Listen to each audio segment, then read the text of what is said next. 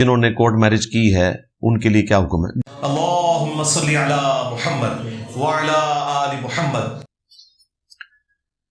کیا ولی کی اجازت کے بغیر کنواری لڑکی کا نکاح ہو سکتا ہے کہ نہیں؟ اور جنہوں نے کورٹ میرج کی ہے ان کے لیے کیا حکم ہے؟ جو ماضی میں کر چکے وہ اب تجدید نکاح کر لیں، اب تو کچھ نہیں ہو سکتا، ظاہر لا علمی میں ہوا ایک معاملہ۔ تجدید نکاح کے لیے کوئی رشتہ دار اکٹھے کرنے کی ضرورت نہیں ہے، دو گواہوں کی موجودگی میں حق مہر کوئی رکھ کے آپ ایجاب و قبول کروا لیں، مولویوں کو بھی بلوانے کی ضرورت نہیں، نہ کوئی نکاح رجسٹرار کو بلانے کی ضرورت ہے۔ ظاہر ایک مس ہینڈلنگ ہو گئی، اور فقہ حنفی میں چونکہ یہ ایسے ہوتا رہے تو لوگ کر لیتے ہیں۔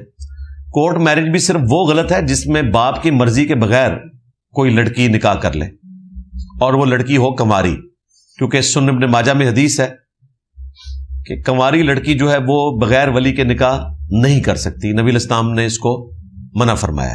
البتہ صحیح مسلم میں حدیث ہے کہ جو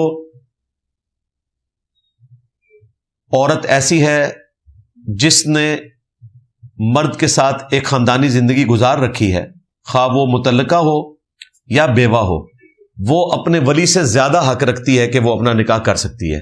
وہ کورٹ میرج کر سکتی ہے، وہ بغیر ولی کے اجازت کے بھی کر سکتی ہے، کیونکہ اس کا ایک بار ایکسپوئر ہو چکا ہے، اگلی بار تو وہ 10 دفعہ سوچے گی نا۔ یہ بیچاری کنواری لڑکیاں ہوتی ہیں جو ورگلائی جاتی ہیں لڑکوں کے ہاتھوں، اور بعد میں پوری زندگی بیٹھ کے روتی رہتی ہیں۔